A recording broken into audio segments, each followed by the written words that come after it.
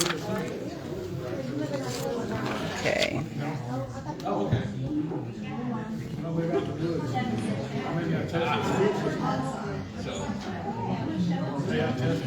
There you go. All right, I got at least 7 o'clock. Thank everybody for coming to our first meeting here of 2025 of the Republican Party. So, meeting's called to order. And always, before we do anything, we like to open up in prayer. And our chaplain, Kitty Kennedy, is here. Would you please come forward and open us up in prayer? I don't have my tripod. Heavenly Father, we thank you for this day, the beautiful weather that you gave us, Lord. We just thank you for a renewed energy in our country. It seems like sanity is returned, and Lord, we just thank you for that. Lord, we thank you for all our many blessings. This Hill County Republican Party, we thank you for our chairman, the work he does to keep us informed, and Lord, we just appreciate him and all the support staff he has. Father, we ask you to keep watch over our military, our representative leaders, and help them to make good decisions. Father, we pray that your Spirit continues to sweep across this country and that people will turn back to you. It's in Jesus Christ's name that we pray. Amen. Amen. Amen. Thank you again. All right, don't sit down just yet. Just because we started off with prayer doesn't mean we're not done just yet.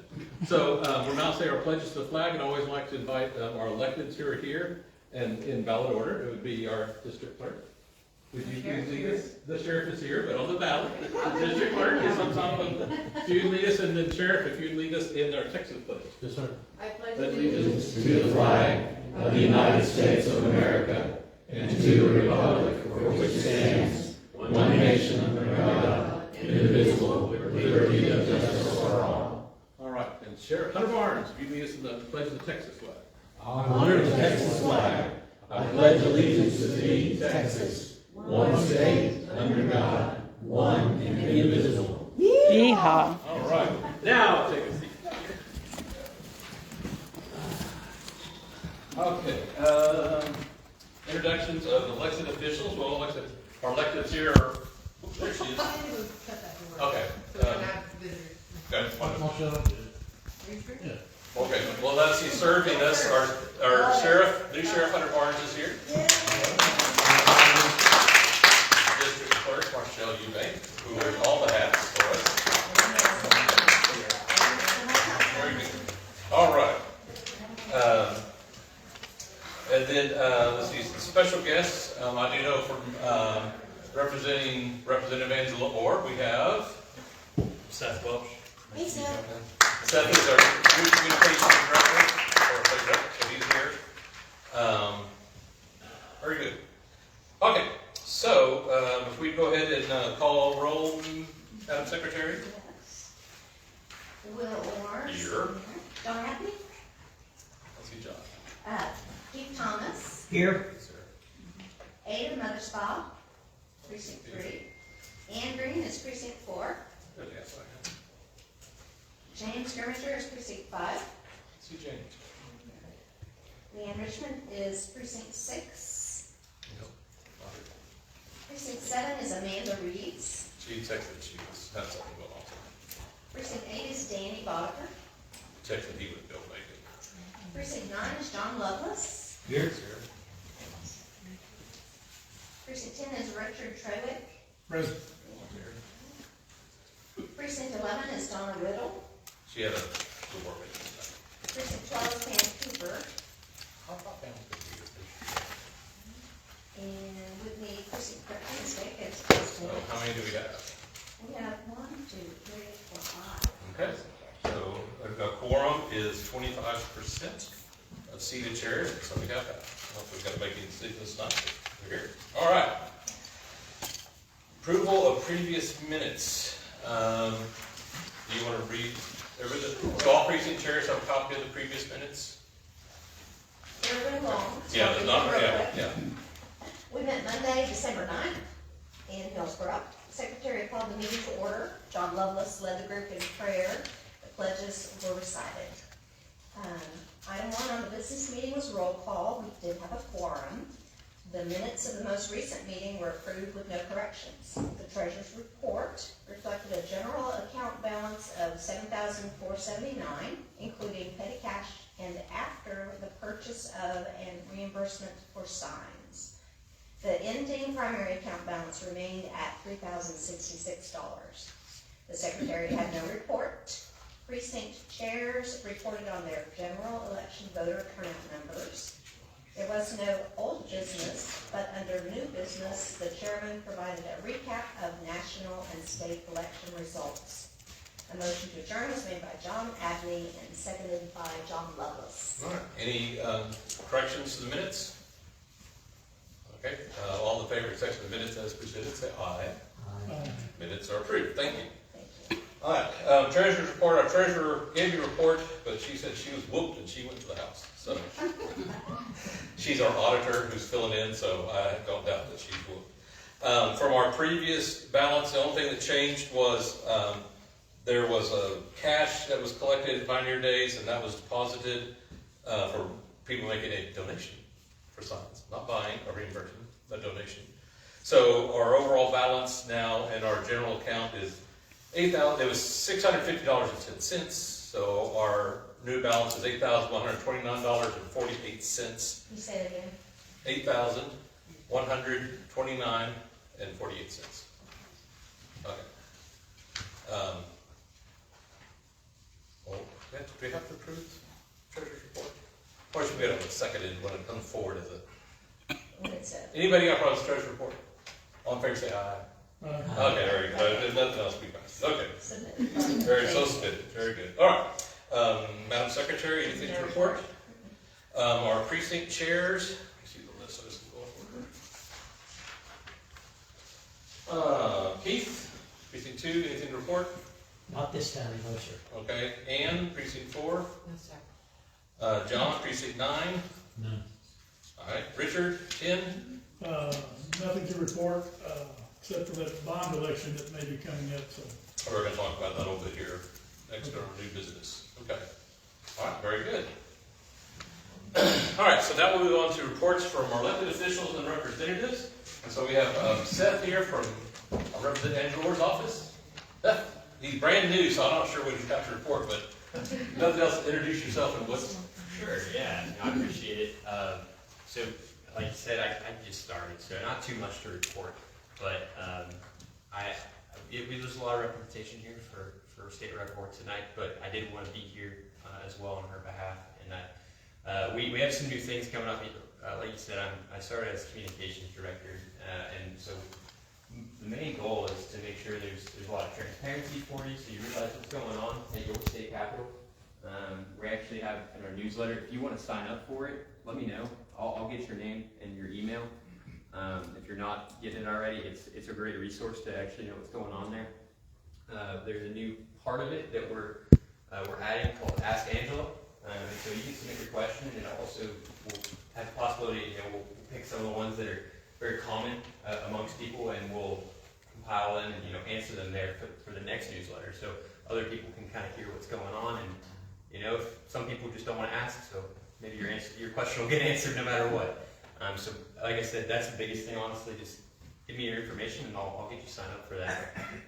And as always, you're welcome at the Capitol. I know Hill County Day is coming up here soon, so you're welcome there as well at any time. And if there's anything we can do to help out, feel free to reach out. That's all I got. Great. Yeah, but please do. It's, there's so much going on all the time, and trying to get information back out to folks and trying to communicate is all the ways to talk. This thing like communication is worse than ever. So anyway, like I said, if you're not getting the newsletter, please give us get your email.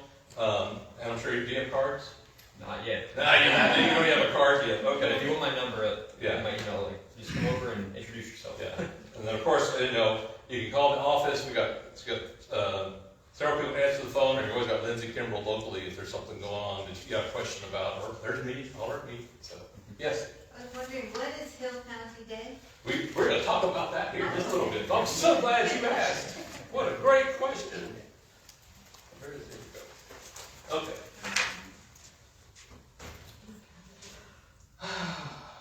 Thank you, Seth, for being here.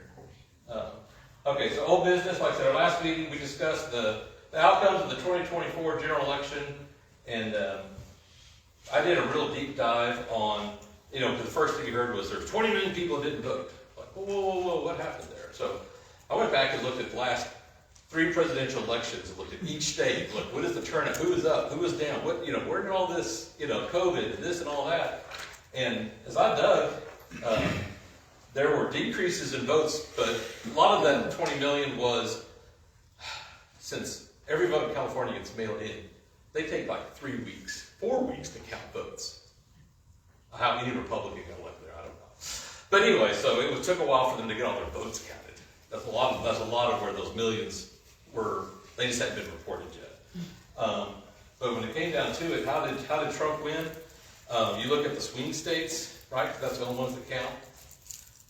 Turnout. There was a higher turnout than there was 4 years ago in Wisconsin, Pennsylvania, in those states. So people were sick and tired of old Joe, and they showed up to vote. I mean, it's just that simple. So, What was the difference in the number of votes in 2020 and the number of votes cast in 2024? I got the presentation, but it was like how many fewer votes total nationwide? Total votes. The total fewer votes was like 1.1 million. I mean, it got really close to almost the same turnout as 2020. Because you saw this huge vote for 2020, and all these people vote for Biden, and nobody voted for Trump. You're like, oh, bull, come on. Yeah. But when you looked at it, that's what I was like, are you going to see this huge nosedive? That didn't happen. The number, now, from when Hillary and Trump ran, the number was, say for turnout. Then you had your COVID year, and all jumped up.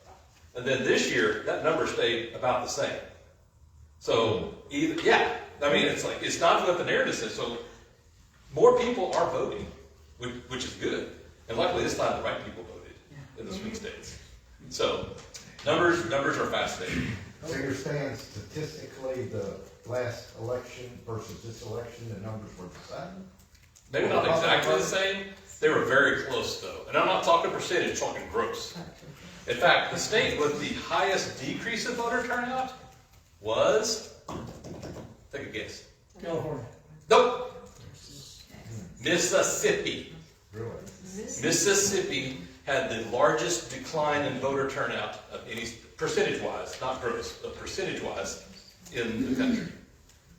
You remember too, several election judges and precinct chairs reported last time that they had a lot of new first-time voters, and some of those first-time voters weren't 18, 19, they were Old. 50, 60. Seasoned, not old. Yes. Seasoned folks, yes. Yeah, no, so there That's was... somewhat anecdotal, but... Yeah, the blah, blah, blah, you knew Texas would go Trump, you knew California would go for what's-her-face. It was Wisconsin, Michigan, Pennsylvania, North Carolina, that's the ones, and Arizona, and so yeah. I even went by, because it had, Wall Street Journal had it by county. And so I just started digging down into counties to go, and it's like, no, there's not like this huge spike in one county and down again, like, I was looking at Arizona, Maricopa County. And whatever happened last time happened again, except the numbers shifted. I'm sorry y'all missed the December meeting because your PowerPoint was fascinating. You dove deep into those percentages and numbers. It was really answering a lot of Well, it's just, whenever I hear somebody say, it's horrible, like, well, wait a minute, I've got statistical information, and it was fascinating because when you compare elections, it's tough when you have different candidates. You can't compare a race with this congressman and a new congressman and think those numbers, because it could be, well, I really like Joe, but I hate Steve. There could be things that shift. So you had 3 national elections with the same candidate for president. And there's no other time that we've had 3 elections in a row for over 12 years with the same. So you could really tell statistically, are people vote for this guy? Were votes stolen? Do they show back up again? What is the number? What I thought was interesting was from the first time Trump won, so the second time he won, Joe won. Start again. The numbers for Biden were just crazy, and so what happened was that a lot of those deep votes they did start splitting. You could start to tell in counties where D's, same number of people voted, they chose a different candidate. So the overall number of voters, now you'd have to go back and actually look at, you know, who all, I mean, because people change and move and all this stuff, but it's still a big view. But, you know, how do you win elections? Is it money? Is it this? It's turnout. It is turnout. And having a good candidate. So anyway, that's what we discussed in the last meeting. It was, you kind of got to be a numbers nerd, which I am, but, you know, I wanted to know, did we have corruption? Did something really get the mail-in ballots because of COVID without question skewed? You know, but the thing I was looking for was the areas where the numbers didn't really show. It's like, well, those are states where the D's going to win anyway. Like, what's the point of cheating in California? I mean, you've already changed the law and you mail in ballots and you can't, you know, the D's going to win there because of San Francisco and LA. Massachusetts, you know, Illinois, those are going to be D's. Show me those differences. So I even looked at some of those to see, and I was like in Massachusetts, Trump did better than he did in 2020. And he did better than he did in 2016. So if you start looking through it, I mean, there was a trend nationwide of going away from the D and voting for the R. So that was interesting. And yes, he did win the popular vote. You know, he did win because, shut up. You compare how many votes What's-Her-Face got and how many votes Trump got, he blew it away on popular vote. So it was a whooping. And if you follow, it's kind of amazing watching the D starting at the national level. I mean, they're just boom, boom, boom, boom, boom, boom, boom. They don't know what to do. They are completely blown out of the water. They can't get a message together. Anyway, it's nice to win. Nice to win. Okay. Anyway, as we did last time. So this time, we've got legislative session going on in the Texas legislature. Votes are going to be made that are going to impact our lives. So, you found mine. I found the numbers. Yeah. Oh, good for you. Yeah. So we're going to talk about that from the ground level up, so you understand the process, and then kind of how you can plug in and be a part of the process. But something that's popped up just recently that I want to make sure people are aware of. Yes, in May, we're going to be having several city elections. Whitney's got a mayoral election, and we have Amy Hetke is here, who's running for city council, correct? Teal now. Amy Teal. Amy Teal. So Yeah, familiarity breeds contempt. You know, apologies. I understand. Yes, but you're I've running. been trying to ditch that last name for a long time. All right. So what place are you? City council has 2 places that are up. It's a pick 2 election. Okay. So the 2 incumbents have filed, and there's 2 challengers. You've actually got 2. And then, Debbie, you're running Dusty as well. Okay. I don't know of other city elections. Haven't seen anything for Hillsboro, but the other big one that's popped up is both Abbott and Itasca ISDs are trying to do bonds again. Itasca is trying to do a $34 million bond. Yeah. And Abbott's doing one. I tried to find, I cannot find what their dollar amount is. I can't find what they're wanting to do. Rumor has it it's 10 million. 10 million. Okay. Oh, Amy that is wonderful. If I'm a numbers nerd, Amy is a school bond. So the deadline has passed, so if a bond is happening, it's already been called. It looks like 34 million. I've already requested the bond order. The order of election is the legal contract with the voters. Right. And the voter information document will outline the principal, the estimated interest, which is pretty much double the cost of the bond, as well as the estimated tax impact that is only for the next year. And most of the bonds in Texas are called for a 40-year note. And all the fine print, and I have found that there's a lot in the fine print that kind of undermines the warm, fuzzy propaganda that the districts tend to put out.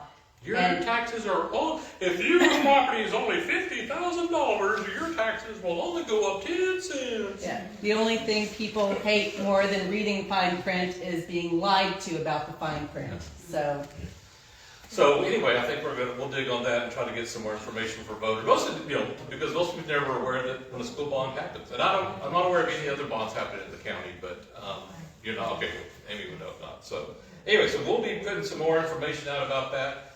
We might even invite the superintendents to our next meeting, have them, this is gonna be your toughest crowd, convince us it's a good idea. If they convince us it's a good idea, then maybe it's needed, but why do you like this?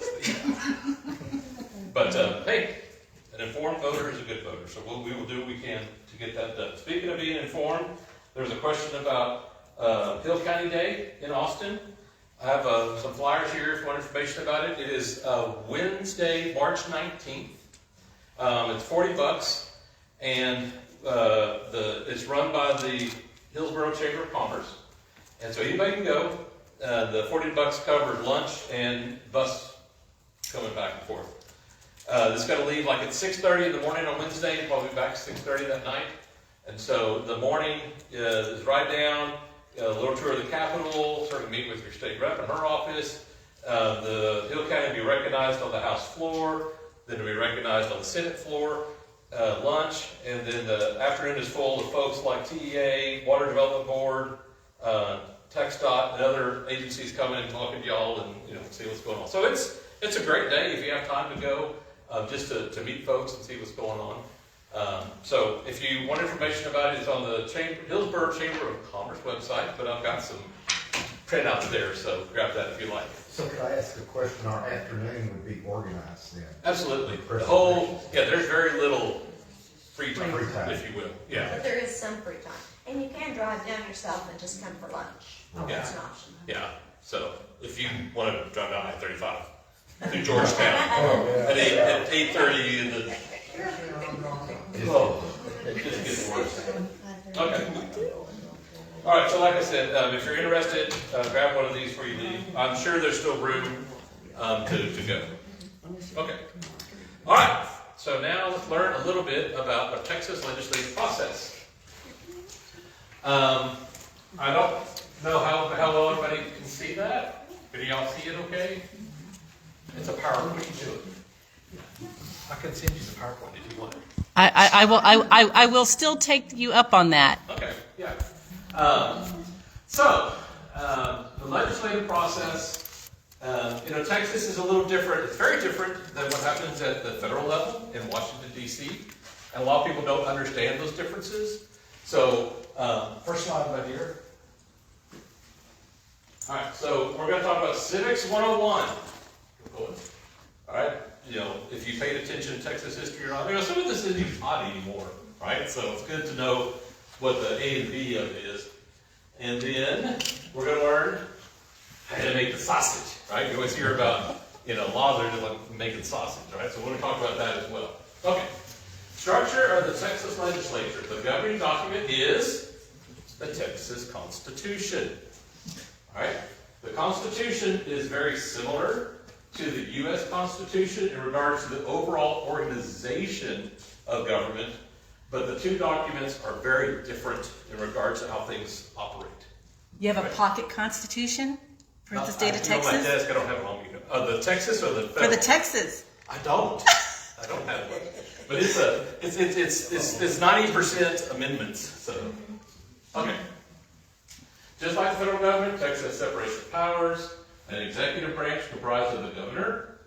There's supposed to be separation of powers. It's getting a little dicey here lately. The judicial branch, composed of the Supreme Court, which handles appeals from a civil matter, and then the Court of Criminal Appeals, which is, if there's a criminal issue, the appeal.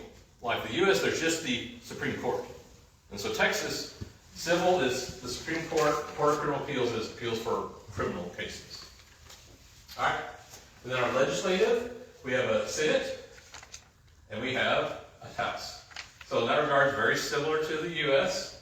Before we hit next button, how many people are in the Senate? 31. How many senators are there? 31. 31, correct? Very good. You get now, do you know why there's 31? Proverbs 31. That's correct. That is the reason why we have 31 senators, is because there are 31 proverbs. And then the Texas House, how many Texas House members do we have? Well, you're cheating if you, the ministers can't answer this question. 150. 150, there's somebody knows their Bible. Because we have 150. Song. You know all the answers. Yeah, so there's 150 songs. But that is truly why we have those numbers. Some other states have this, but a lot of states don't necessarily. So, okay. In order to pass legislation, a piece of legislation must be introduced and passed in each house. So in that regard, it's similar to the federal. Once a piece of legislation is passed in each house, the opposing house may amend, alter, or reject the legislation for the Texas Constitution. In order for legislation to pass, it must survive 3 readings with free discussion. So there's a little bit of a difference. So it has to be read 3 times in both houses. And there's to be free discussion. One of the things that it's disappeared somewhat, but certainly the Texas House is the most deliberative legislative body in the country, where there's actually arguments back and forth, discussions, and some people just want a carte blanche. Let's just do this one thing, and it's what I want, and we just pass it and go. Checks and balances are good, and having different opinions and ideas sometimes can ruin a piece of legislation. A lot of times it makes it better. All right. Next. So once legislation is passed by both houses and survives for 3 readings, it must go to the governor to sign or veto. If the governor disapproves the bill, now this is the Constitution, we never see it because always wait too long to get anything done. If the governor vetoes it, it can return to the House where it originated with his objections. The House can discuss the bill again with a 2/3 vote, agree to pass the bill, then the bill will be sent to the other House to be reconsidered, and if approved, a 2/3 vote. I don't know the last time a vetoed bill ever, the session was still in, because, next slide, the governor does not say objection, but does not sign after 10 days, it also becomes law. The governor doesn't really have much motivation to veto a bill before session is over. Because we'll talk about the time, once legislative day hits and legislation ends, it ends. So there's really no motivation for a governor to veto a bill while session is still going on. Okay. Amending the state constitution. So this is very different process of Texas versus the U.S. In Texas, it is described in Article 17, and it's very simple. It just says, the legislature, by a 2/3 margin, may present amendments to the state constitution, but the amendment must be voted on and passed by the qualified voters of the state. So how many people have voted in a constitutional amendment election? Okay, for you, if you haven't raised your hands, you should vote, but don't feel bad because most people have no clue there's a constitutional amendment election going on. It usually happens, it might happen this November. It happens usually the November after session is done. And so, like last time, we had a really big constitutional amendment election because we voted to do what? Property tax, your homestead exemption, and then there's also qualifying, setting up funds for state parks, water development. There's a whole lot of things that we voted on and approved. But that 2/3 margin means, at least in the House, that 100 votes are needed in order to get a constitutional amendment passed. We have 88 R's. So, it'll be interesting to see what happens this time. Okay. So, different language, bills versus resolutions. You'll hear something about House resolution, Senate resolution, Senate bill, House bill. Sound like a bunch of mumbo jumbo. A bill is the most common type of legislation. A bill is the only means by which a law can be enacted, amended, or repealed.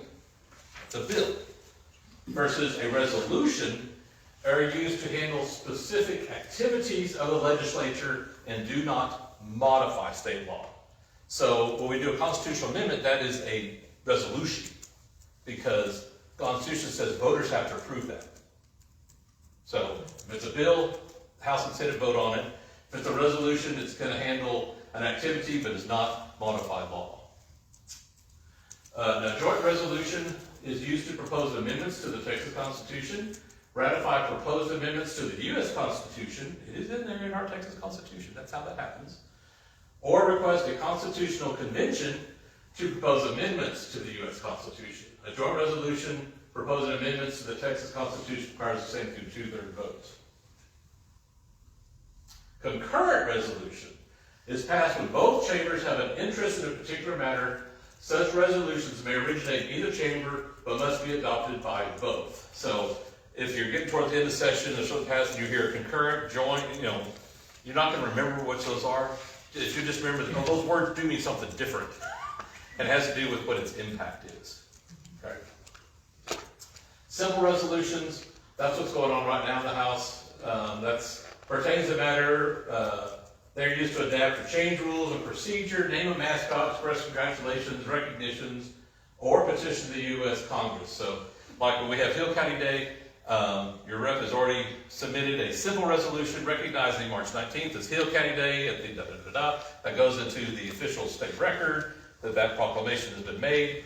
But it's called a simple resolution because it doesn't cost anything, it doesn't impact anything, but it is recorded in perpetuity as long as Texas exists. But only a member of the legislature can begin the process of filing a bill. Only electeds. Okay. Remember that guy? Okay. So how and when does that happen? When does filing happen for laws? All right. So the beauty of our state constitution and why Texas is such a successful place to live. The legislature only meets every other year and only meets for 140 days. It's really hard to screw stuff up if you're not there doing stuff, right? The constitutional legislature convenes the second Tuesday of January, and since it lasts 140 days, the last day is Signing Day. This year will be Monday, June 2nd. After that day, the legislature can do nothing. They cannot vote on anything. It is dead. The governor can call the legislature back under a special session. We had a bunch of them last time. But after that, so it's an incredibly short time that you're down there as a state legislator. Okay. Pre-filing of bills can begin the first Monday after the general election per Senate and House rules. It's not in the Constitution. That's just individual rules of the House that say you can begin filing, and you can't file before you're elected, right? So that's why it's right after the election. Any proposed legislation may first go for review before the Legislative Council. What the heck is that? The council is a team of lawyers who review the proposed legislation to be sure the language is correct from a legal aspect. Once that review is complete, legislation can then be filed. So you have this great idea and you file it, but it's actually in conflict with another statute or something. They'll come back and say, see, actually that counteracts this one. This is already codified. You've got to change that or change your proposed legislation to first undo that before we can do what you're going to do. Things like that. All right. Bills can be filed up to 60 days after swearing in.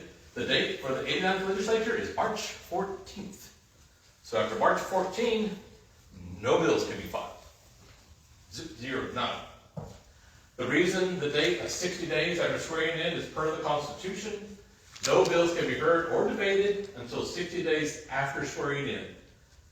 Okay, you only hear for 40 days, and you can't get anything for 60 days. What the heck can you get anything done? Well, a lot of that might be it's hold back from the early days because people had a tough time getting to Austin, right? I mean, they came in.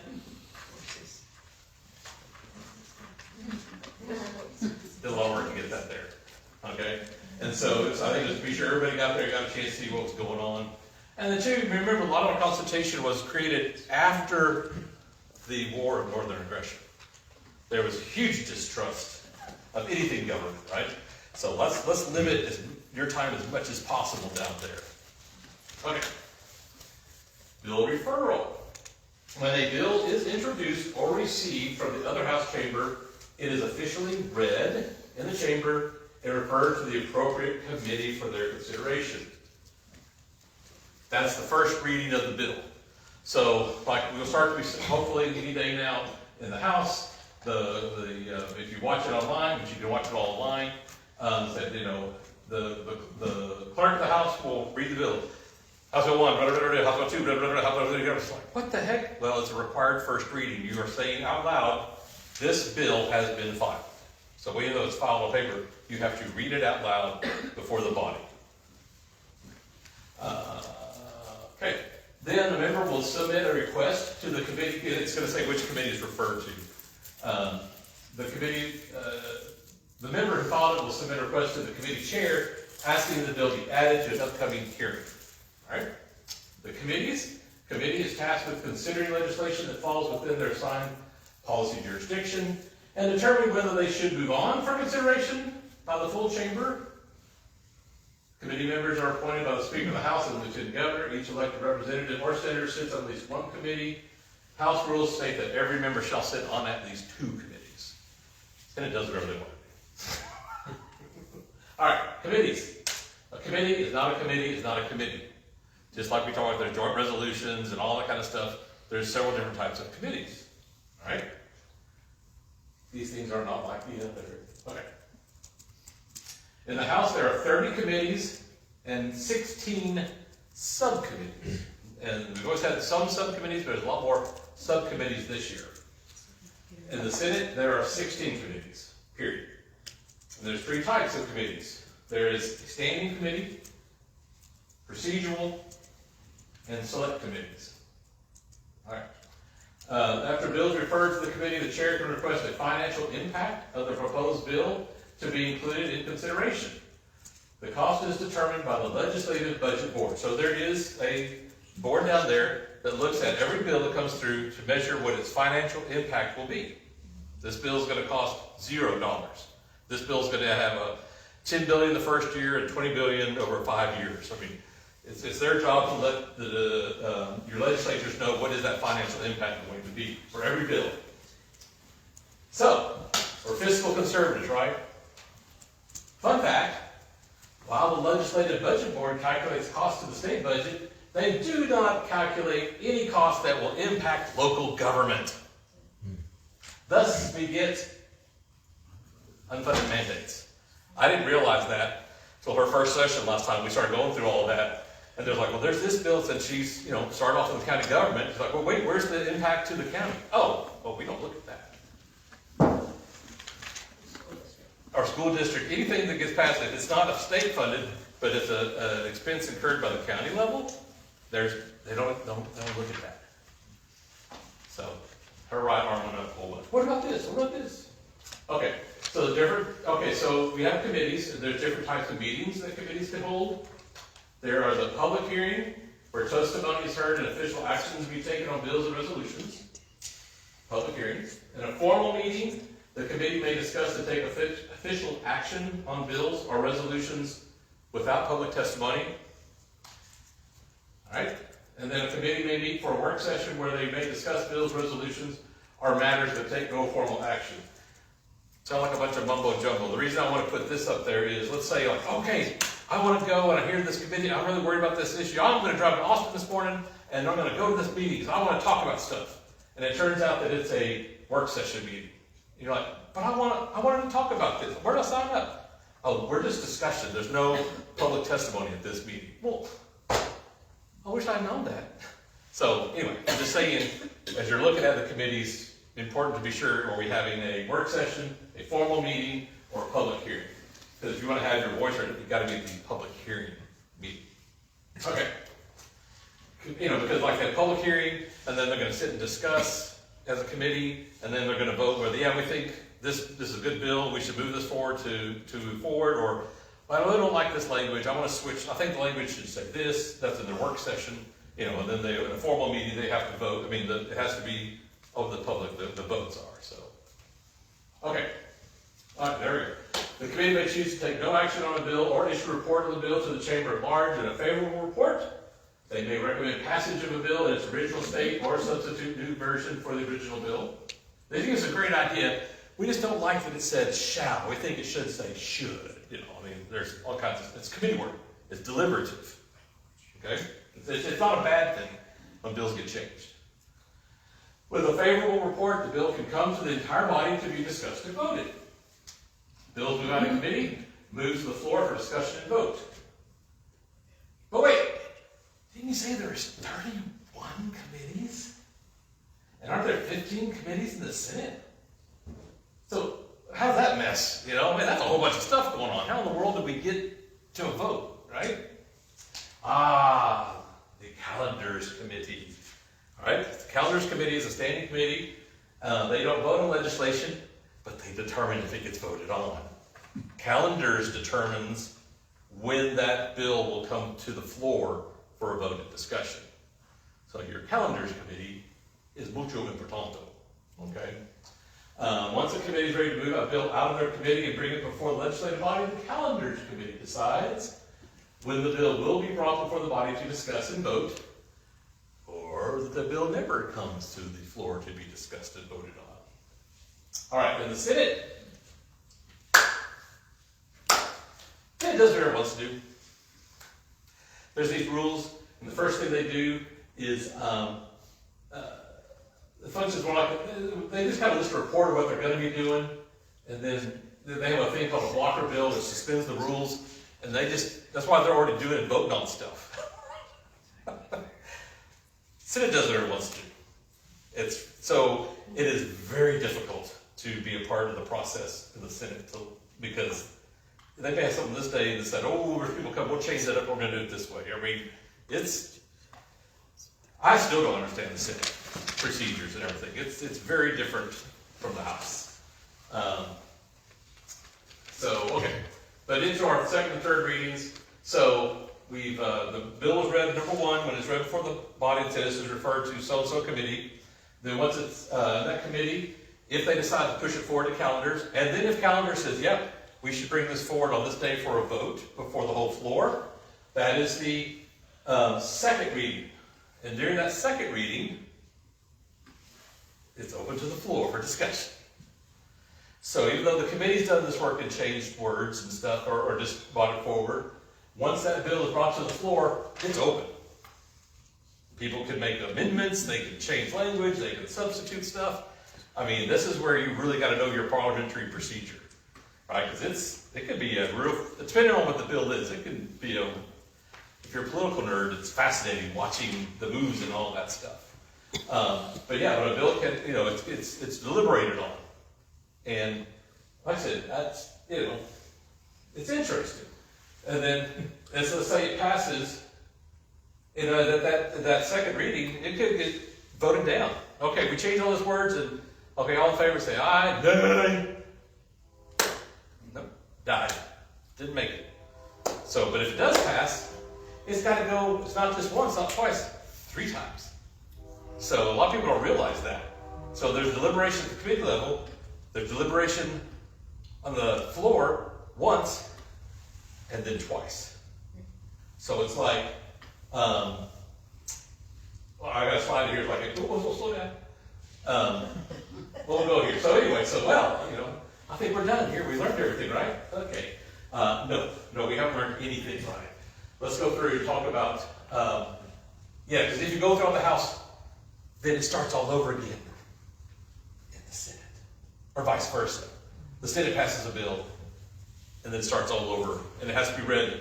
It has to be read first. It has to be referred to committee, and it has to be decided to go forward. Then it's got to go to calendars. Then it's got to be the floor for discussion and vote, and then a second time for discussion and vote. So, if you don't, are you kidding me? So, if you don't have a companion piece of legislation and a senator sponsoring your bill, it ain't gonna happen. There's not enough time, there's not enough, certainly learned that on a couple of things that, if you don't have somebody in the House, if you don't have a companion in the Senate ready to carry and go forward, the ability to have the time to get it through the House and then start brand new in the Senate, I mean, if the Senate don't like us, then they kill everything in the House. Not everything, but a whole lot. Just because the Senate is the Senate. The Senate wants it to be their bill. If it's a good idea, very seldom does the House bill get to be the one that gets passed. It's usually the Senate bill. But say love you. Okay. If required, a joint committee can be formed comprised of both the House and the Senate to meet and discuss differences in the bill passed in each House and create an agreement that both houses approve. So let's say there's a concurrent language going on with both a Senate bill and a House bill. It's like House passes it, Senate passes it, you know, like these big topics. I mean, certainly the school finance, the vouchers, property tax. I mean, those things are like so big, like, okay, the authors of the bill, we're going to get together in the House and the Senate because the House passed this much, Senate passed this much. This language is the same. This is completely different. What are we going to do? Because you just try to do that on the floor, that's not going to work, right? So they try to come to a compromise piece of language that would pass both houses. And then, but even if they do that, it has to go, because it's a new piece of legislation then, and go back and be passed by both houses. Okay. Well, let's just say for giggles that a bill actually passes both of them. And it goes to the governor for either his signature or his veto. The governor takes neither action. After 10 days, the bill passes. So if you get it to the governor and he doesn't say yay or nay for 10 days, it passes. It does not have to have the governor's signature per the Texas Constitution. All right, so we're done. Any questions? Go ahead. Wait. What if I told you you learned absolutely nothing? All right, let's make some sausage. So those are the official ways by the Constitution everything happened. Let's talk about the levers and the pulleys and all that kind of stuff. All right, so to make sausage, it takes ingredients, it takes work, and hopefully at the end you have a wonderful finished product. You're making sausage. All right, so our ingredients, legislative ideas, right? The ideas really come from anyone for legislation in Texas. All right, they can come from concerned citizens, right? Yeah, if you got an idea, you can have input. They can come from trade groups or lobbyists. And by the way, lobbyists, in DC, you're like, oh, the lobbyists in Austin are very helpful and a very vital part to creating legislation. Okay, they're usually very helpful. And the great thing about Austin is, if any lobbyist isn't exactly honest, straightforward with what they're representing, what they're doing, they're toast.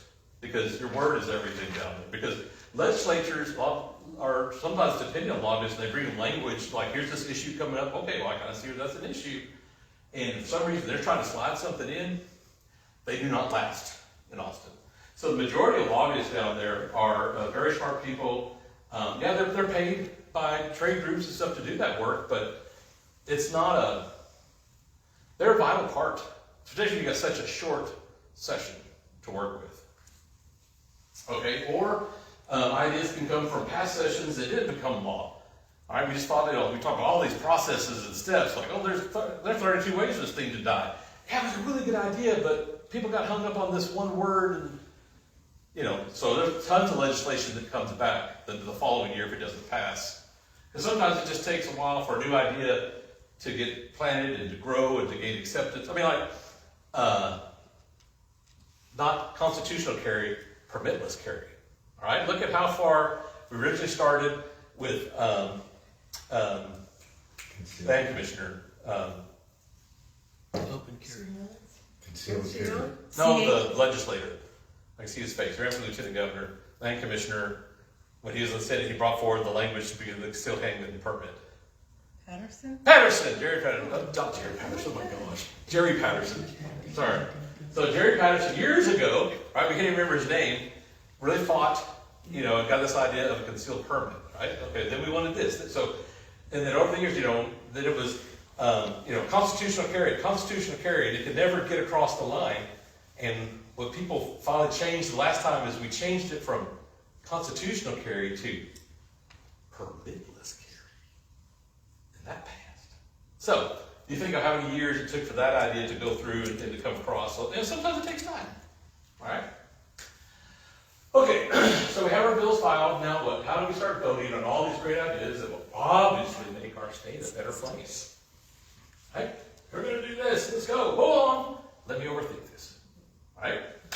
To date, there may be more of that now. 4,000 bills have been filed. The filing period's not over. In order to evaluate these ideas, groups are formed to evaluate and discuss the ideas. Right? We got to figure out all this good stuff. And those groups are called committees, right? So there's, I mean, oh my gosh, there's some, the Senate I don't know as well, but in the House, I mean, there's some reps who will file 350 bills.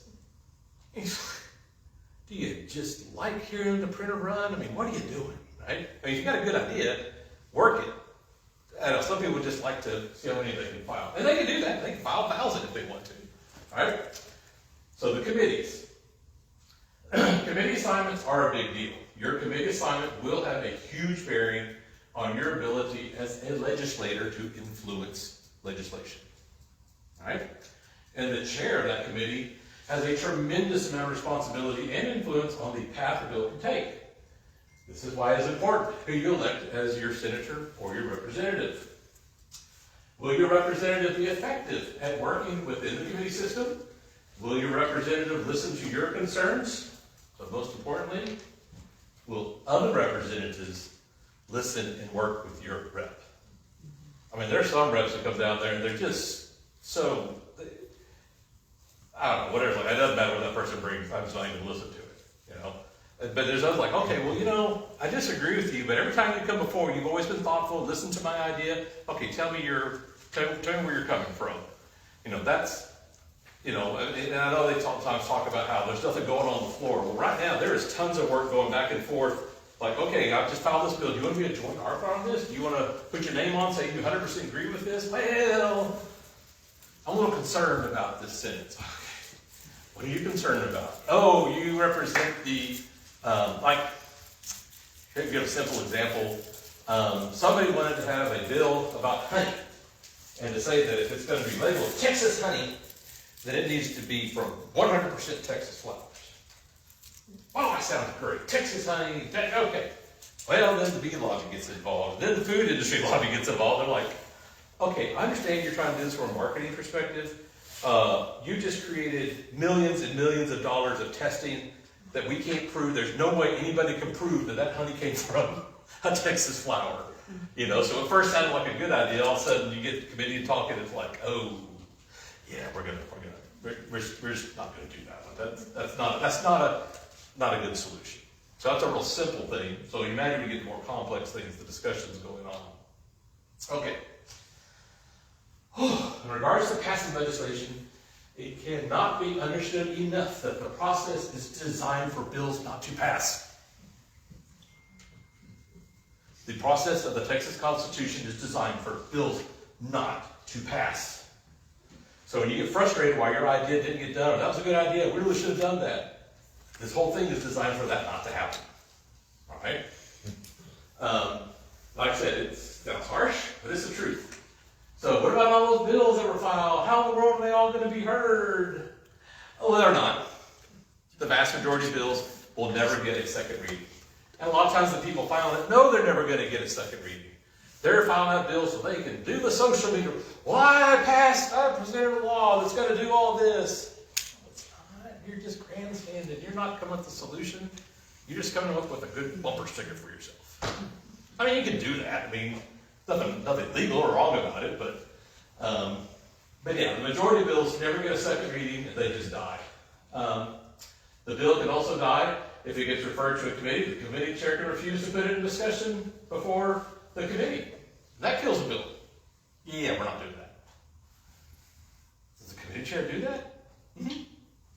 Certainly can. Committee chair is a very powerful position. Now, just who are these committees and how do I get a chance to have any say as they begin examining proposed bills? All right. Yes, you absolutely can have input on a bill. All right? Relationship is always the best way to communicate ideas. Ask questions and try to affect change. So a relationship with your rep is always the best way to get information or to change something or to see how it's going. Right? I mean, just like in any negotiation. You start negotiation with somebody you don't know, first I'm like, I don't know you. Why are you asking me that? Hey, Bob, how are you doing? What's bothering you today? I mean, that's simple ABCs, right? But what if you don't have a relationship and you're concerned about a discussion regarding the issue? Or what if there's a rep carrying a bill that you have no relationship with, they're not your rep, but you've got a real concern either for or against that bill? Do you have a voice? Yes, you do. All right? Committees are all open to the public. We talk about there's different kind of meetings. There's working meetings, formal meetings, and Public hearings. yes, and public hearings. All right, so you cannot make it. So then they'll be listed. We'll talk about how you can find out where all that information is. So if you cannot make it, go back up.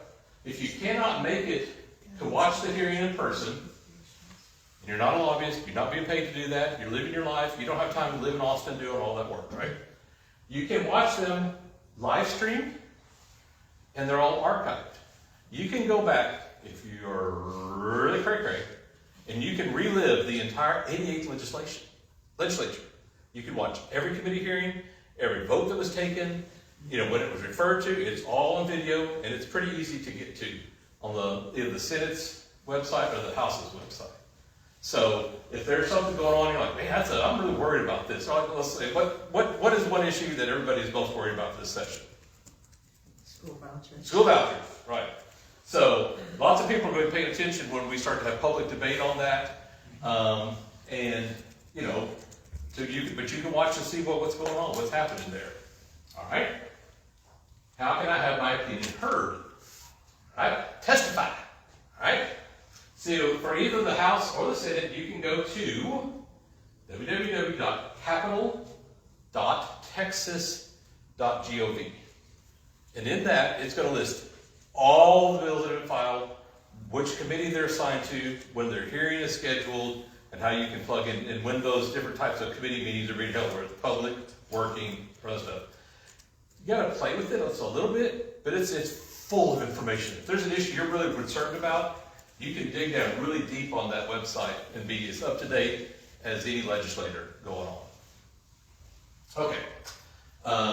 So tools to help testify and follow legislation, like I said, capitol.texas.gov. And it's going to list the House, and it'll list the Senate.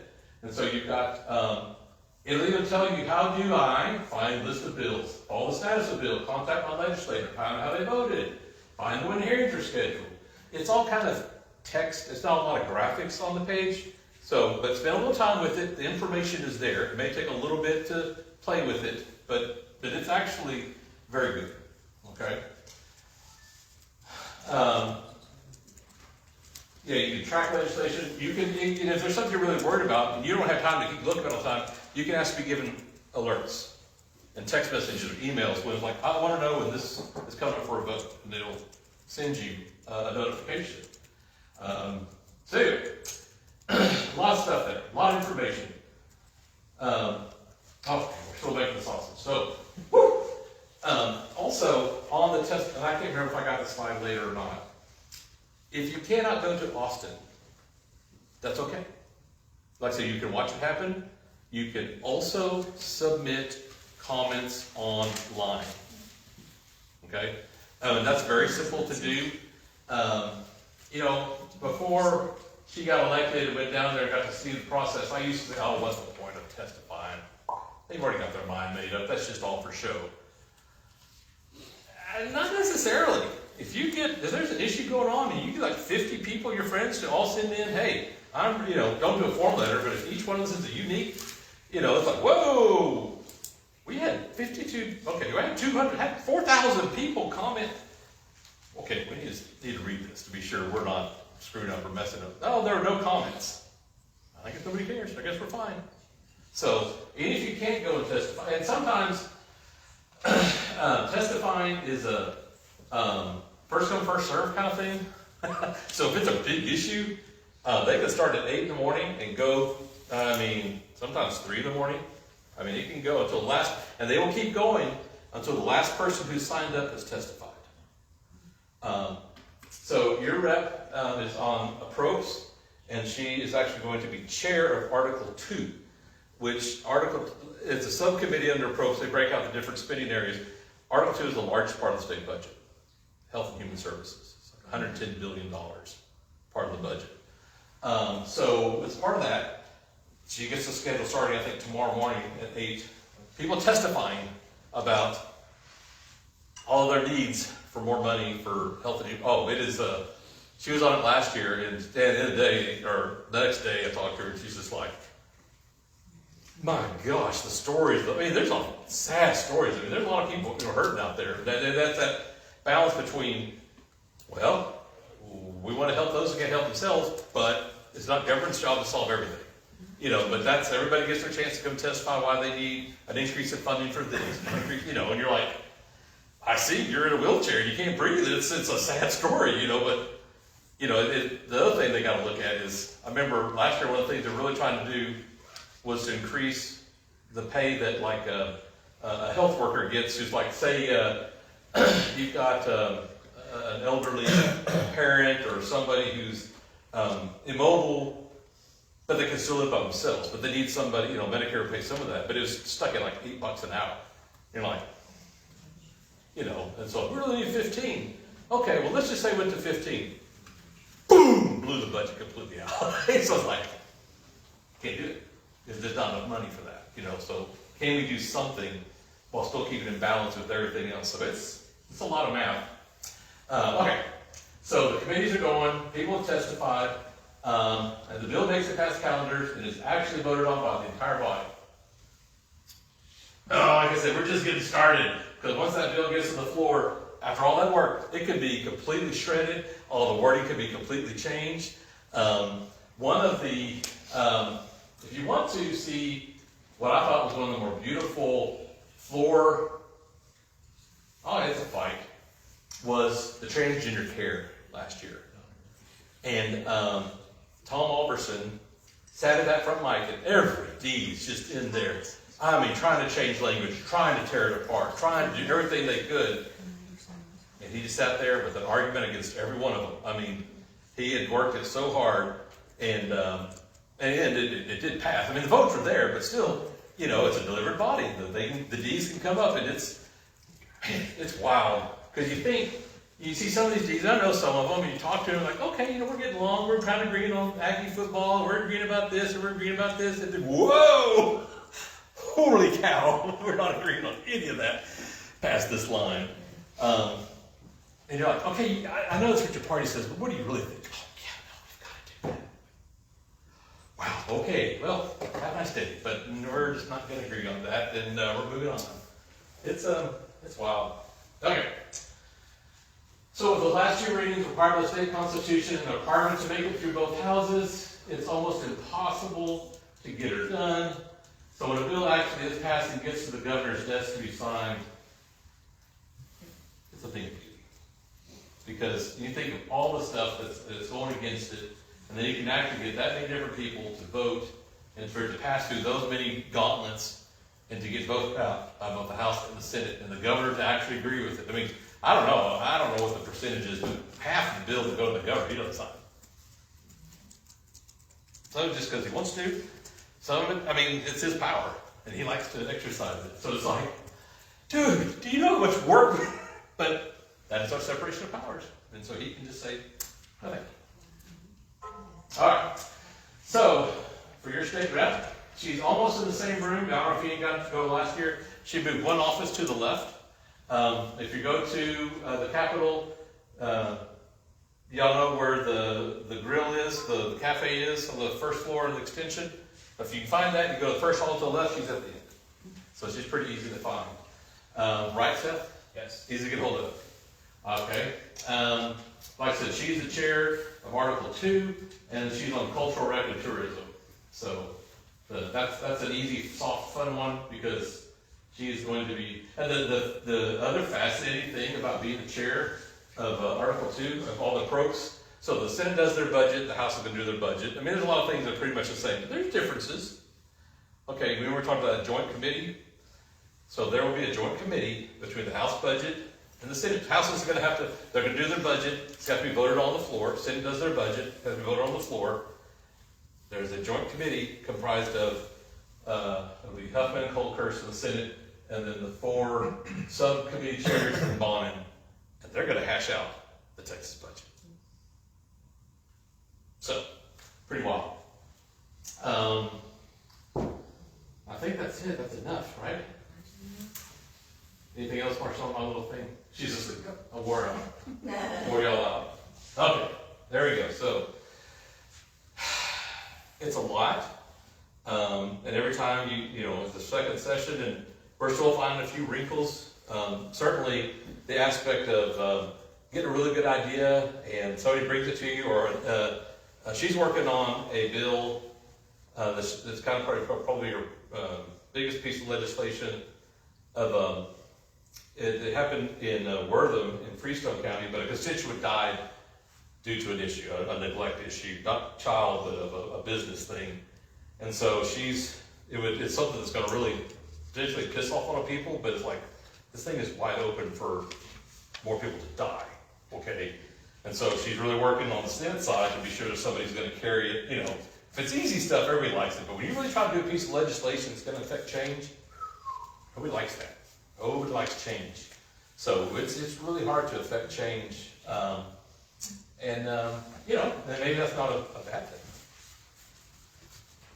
But that is supposed to be the Texas House is nationwide. It is known as the most deliberative body because of all these checks and balances. At times when it comes to the floor, votes and discussions, it seems crazy, and it kind of is. But it's our Constitution. It's how we do it in Texas. So, a lot of stuff there. Yeah, I mean, if you remember anything, like I said, the thing that I think. Up to the 14th, the bill's going to be filed. If you're interested in bills, that website, you can check in markers to follow the bill. And if you want to testify and you want to go to Austin and do it, that's quite an experience if you've never done it. And I encourage you to do it. But if you don't have the time, like most people, if there's something you're concerned about, go online when those hearings are and make your comments online. I mean, it is read into the record just as an in-person testimony is. So it's not secondary, it's just an additional way to try to get feedback from constituents and concerned citizens. And if there's something else you're concerned about, in Angela's office, Nick Cooper is her legislative director, and so Nick's keeping up with all the bills going in and out. He has an assistant there. But if you got a question or something going on, even if it's not something she filed, get hold of her office and they can tell you, well, that's actually hasn't been referred yet. It hasn't been read. Yes, it has been read. It's been to this committee. And let me look it up, and I can tell you it looks like they're going to have a public hearing on this day.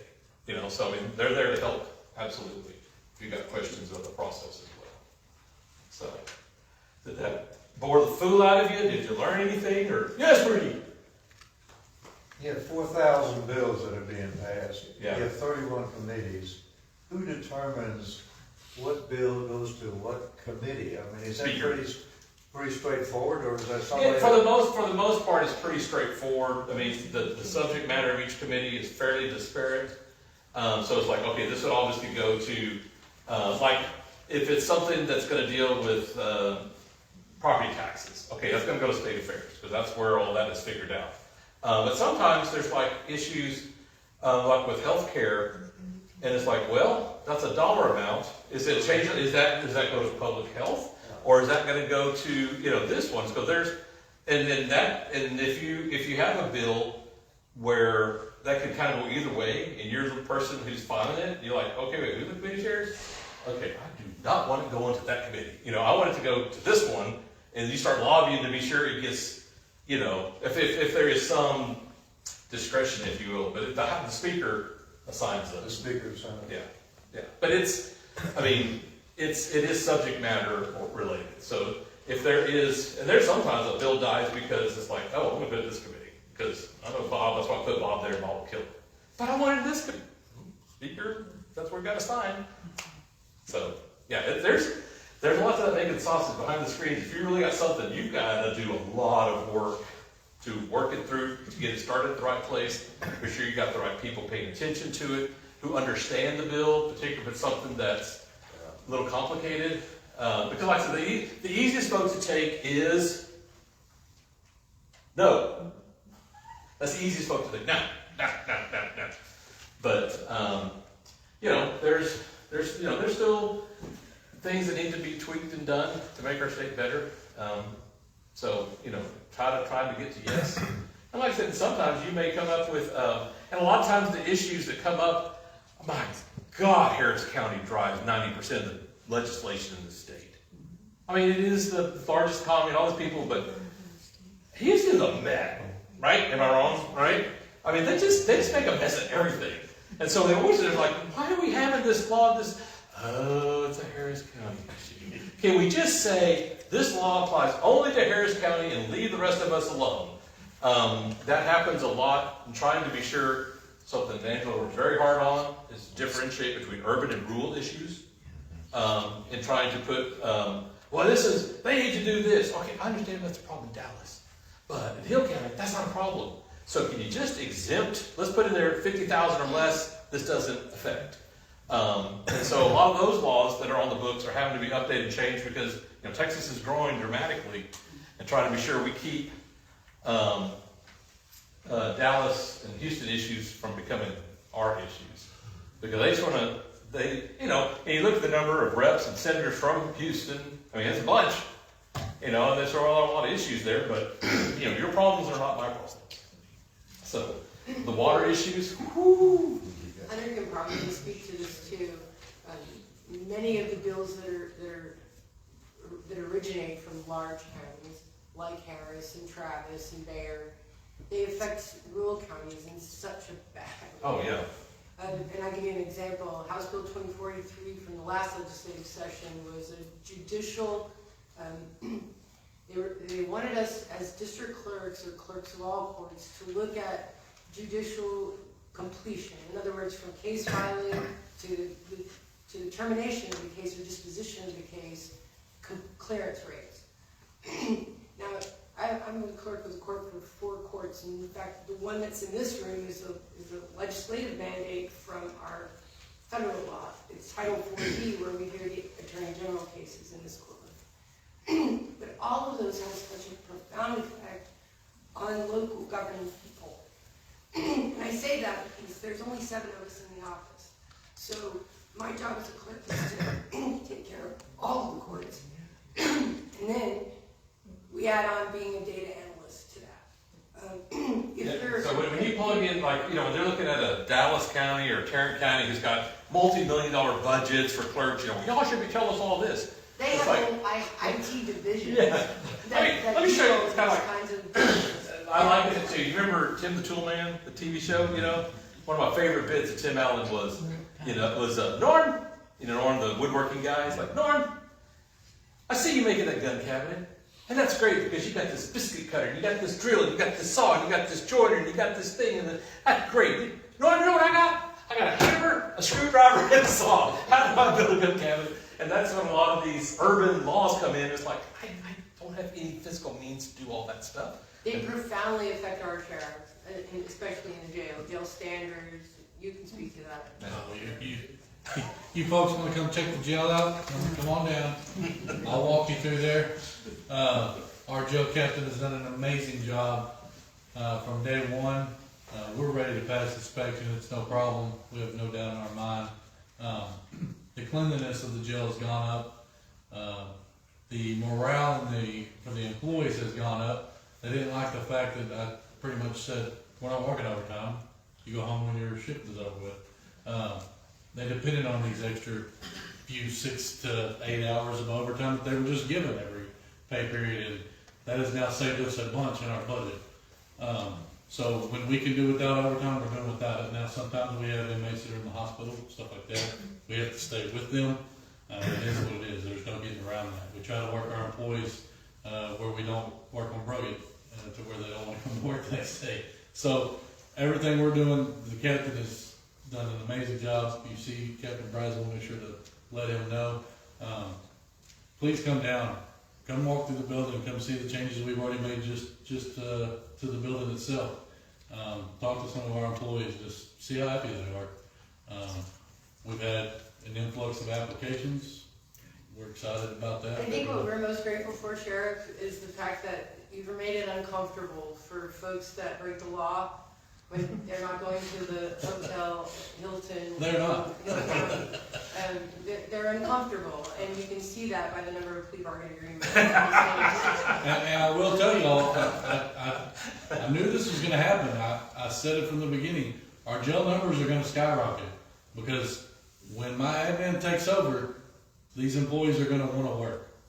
And we're 27 inmates away from being maximum capacity in our jail. Not only that, ISIS came in. We have several detainers in and out. I would say probably 30 to 40 within the past couple of weeks that we've had in our jail. ICE? ICE, yeah, they're not playing, they're here. Good. Oh, I know that, yeah. That's good. Yeah, and we're helping, so Good. whatever we can do. Thank you for that. Yes, definitely.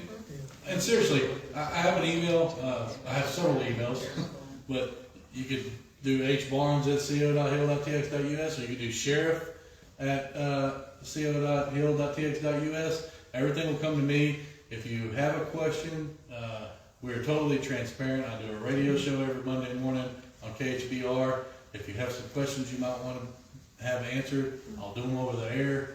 A lot of things, I'd like to do some safety things and stuff like that. If you want to look at our budget, come check it out. Come see how we now have made it to, we're not over budget at all at the moment, so.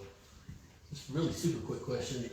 It's very generous, but if we all show up 10 minutes apart, you won't get any work done. How many people could you take through? And maybe we could get a group of Probably do 10. 6 or 10. Yeah, I could probably do 10 at a time. If you'll just call me, email me, something like that, where I can get it ahead of schedule. That way the jail captain is aware. So how did you catch ISIS in Hillsboro? Did you have the FBI tell you, or? Did you say ISIS? I thought you said ISIS. No, ICE. ICE, okay. Yeah. Oh, my ISIS. We have a good working relationship with our federal partners, and they have been in contact. They have been in my office, letting us know what's going on in our county, and you'd be shocked. So, we got I-35, boys, don't tell them. not even in 35. This is in our neighborhoods, and you would be, don't worry, we're gonna handle it, so. Good. Well, thank you, Sheriff. Yeah, definitely, for sure. Like I said, open door all the time. I do have lots of meetings, so, just make sure to call ahead of time, and I'll make sure I'm there. Very good, very good. And thanks for Oh, Leslie, you wanted to, before we, yeah, I'm sorry, you wanted to give a quick, yes. So Leslie Thomas is on the state party. She is our SREC, just like a precinct chair represents at the Hill County level, for the state level. There is a man and a woman from each Senate district. So all of Birdville's district is Senate District 31, and so Leslie's here from Hill County, but represents all of it. SD 22. So I'm, 22. yeah, Sorry. so I'm your representative for the state party, and we take care of business when the convention is not in order. So at the last convention, you voted for 8 priorities, legislative priorities, and I want to let you know that I am the co-chair of the Legislative Priorities Committee for the state party. We go all over the state of Texas, and we organize the grassroots. We go to a lot of meetings like this, the executive committees, and we just bring you up to date. So border enforcement, I'll name you our 8 priorities: border enforcement, secure Texas elections, stop sexualizing Texas kids, no Democrat chairs, ban Texas payer-funded lobbying, secure the electric grid, Texas is not for sale, end federal overreach. So it's going to be challenging this session. They all have their challenges, right? But this session, they didn't name in the House, they had not named the committees until the 41st day. So there was no business done in the committees. And then you can go and look on the calendar, and there aren't any committee hearings except for appropriations, and I think 2 organizational ones for pensions and public ed. So there's Public ed will be taking up a lot of room. Yeah. Now they think they're starting. It's an organizational one. It's not a public hearing one. They're just touching base, like a TE and those types of things. So y'all know what a filibuster is, right? Okay. So they can't do that in the House. They do it on the Senate side, but on the House side they do chubbing, and that's unique to Texas. So chubbing is when you just chew up time so that things don't get passed. And like you said, the Texas Constitution they're very distrustful, and it was meant for bills to die. So can't really blame it on our legislators, all of it. But there are we can some of it, or I tried. Anyway, so they passed the House Rule 4, and they gave chubbing power to our new vice chairs that are all Democrats. So for the first time, vice chairs can do impact statements, which they use to slow down bills or kill bills on the floor. They have to consult with the chair has to consult with the vice chair on matters concerning the committees, so that they have to make themselves available, and that's the way to delay. They I have a list here. There's two other ones. Witnesses. They must hear the hearing. They must hear witnesses that are presented by the vice chair. So that means, we don't know what it means yet. We haven't seen it in action. We anticipate it means that the Democrats can chew up that time in the witnessing time, and they can also drive the message from that committee because their witnesses get priority. And measures or matters designated by the vice chair are promptly scheduled for public hearing. That's a new power that the vice chair has. So how many have y'all been involved in legislative session and we say, call your rep, we need a hearing on this bill, we need a hearing on this bill. Well, their vice chair, the Democratic vice chair, automatically get a hearing. And it's a must in there. So those are chubbing techniques that are being taken up. So, there's going to be some good bills passed. I'm pretty sure there are. So, There'll be some stuff passed. Yeah. No, I know that, we're going to get a handful, because we still control the speaker. And we don't control the speaker. He's Republican. He's from a very red area from Lubbock, that area. So he has to answer to some very red people. So I am anticipating that we will get some good legislation from him. Well, he knows that if he don't deliver, he's done. Yeah. He's going to have to deliver and over-deliver if he plans to get reelected and ever be a second term as speaker. Yeah. So right now we have for each of the 8 priorities, we have 8 subcommittees, and they are meeting with their SRECs like me, and they have world-class experts that are meeting with them, that are going over bills, that are crafting bills, and that are helping with language in bills. And I want to highlight one particular one. It's secure the grid. So what we have come to determine or find out is, y'all know Van Zandt County. They've had 2 fires in Van Zandt County that are from these battery storage things. And they have just sounded their alarm, and there are, I think, 325 of these all over Texas, and they go to rural counties where there are zero rules, laws. So there's no rules, Yeah. there's no training. So they can The set up- volunteer fire department Yeah. is not trained in how to put out a lithium. But you can't put one out. They just have to burn out. They found that out in Van Zandt. Yeah. So if you've been in the Navy, you know that if an airplane catches on fire, what do? You push it off, because it's just going to keep on burning below the deck. It's just going to burn through the decks. So that's what these batteries are. So they are owned by South Korea, China, and Finland. I don't know about Finland. So what they have found out is that they can be weaponized. These battery storage places can be weaponized and to be lit on fire through their technology. So that's another thing that they found out. So anyway, pay attention, because Hill County's rural. I've got one of my subcommittee chairs, she's going to send me a list, and I don't know if we have them in Hill County. We don't, but there's one going to be built in Bosque County. Okay, Yes. Bosque, okay. So anyway, that's something to pay attention to. We need to have these regulated. Oh, and they come in under LLCs, so they just go out of business.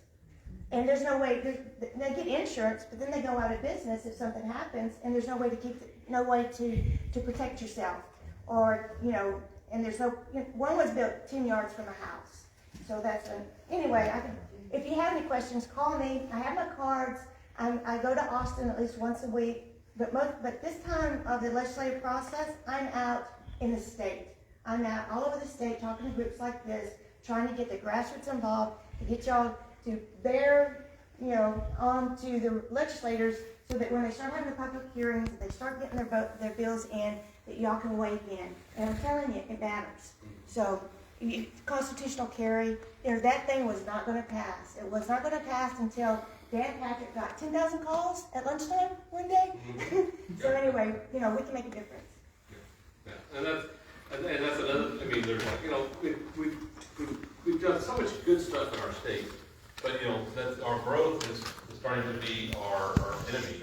And as rural Texas, just stuff like the battery, there's a lot of things coming at us that had just never happened before. We never had giant batteries out in the country. What the heck is that? So it takes a while to get to learn it and to figure out, well, is this a good thing or a bad thing?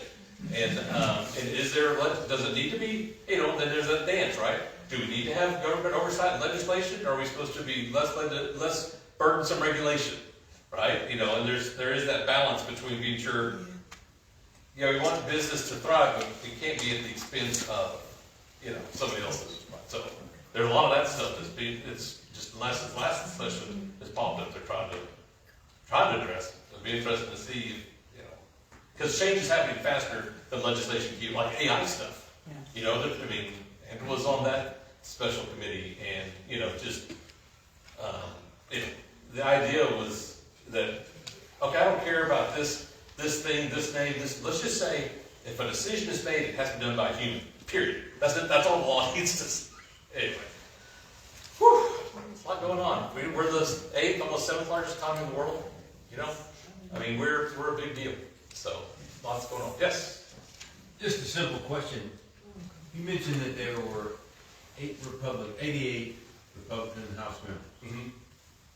Just in recent history, how that number has changed, like what it was 2 years ago, 4 years ago. So about 20 years ago was the big Republican sweep, and we actually got 100 R's, so we had a super majority in the House, that 2/3, you could do whatever. Since then, it's steadily kind of declined. Last session, for example, we had 86 R's. We picked up 2 seats down in South Texas. So we flipped from D to R. So Republican was about. It was D, now it's an R, so we picked up two R's. In the Senate, where it's So the Senate is it 19? 19? I think it's 19 to 12. So they've got it's not a iffy. And at the last census we redrew lines. There's no Senate districts that are in play. There's Democratic Senate districts, there's Republican Senate districts.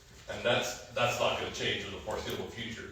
House, as rural areas start to become a little more urban, some of those kind of start to change. There's a lot of redrawing and tweaking of lines to try to strengthen 1 or 2 Republican seats in urban areas. But the real pickup that we have as a party to gain is the Valley, because there's still 2 or 3 R's in the or D's in the Valley who are very conservative. They're against abortion, they're Hispanic, they're good folks. It's like, we need to nudge them, or we're going to nudge you out. Either switch parties, or Ryan Guillen was a long-time server, was always a D in South Texas. My party left me, he flipped, and then won handily, when he had run it as an R. So I think we can still pick up a couple of seats in the Valley for Texas to become a supermajority of 100 in the House. I'm not going to say it's impossible. God can do whatever he wants, but mathematically, numbers-wise, it'd be really hard to do that at this point. So it's solid R. Texas is solid R. Your statewide races show that we're solid R. Trump picked up votes from 4 years ago. We have more people. The people who are coming to Texas are coming because they're sick and tired of the states they're coming from. By and large, they're coming and voting conservative. Now, we still got to welcome them and convince them to be sure they vote the right way.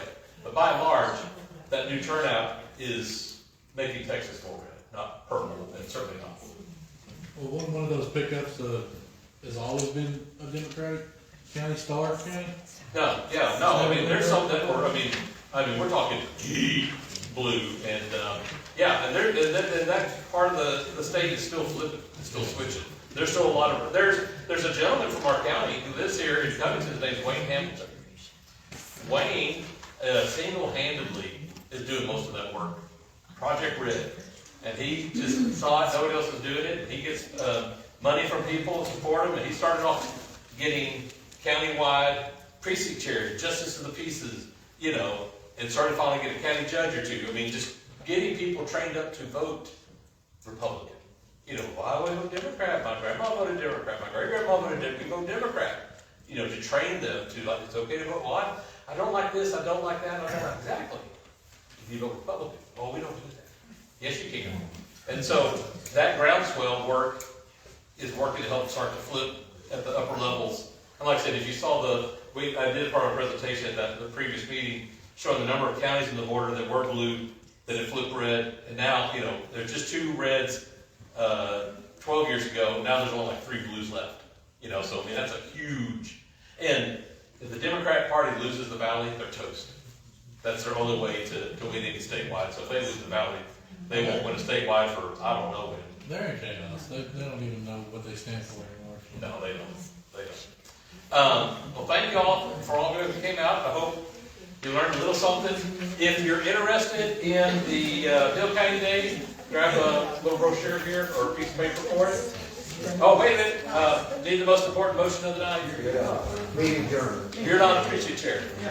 Keith Thomas, moved to adjourn, is seconded by John Lovely. There we go. All right. Thank you all very much. From my understanding,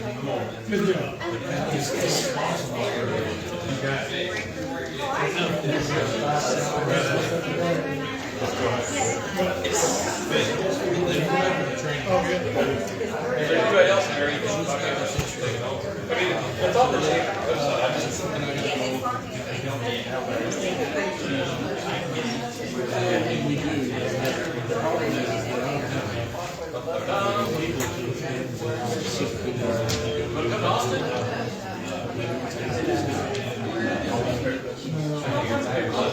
Good to see you, my dear.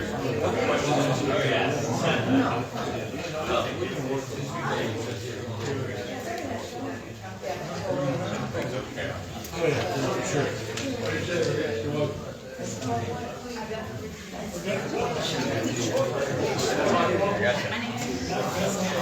I think you could have strong seat there.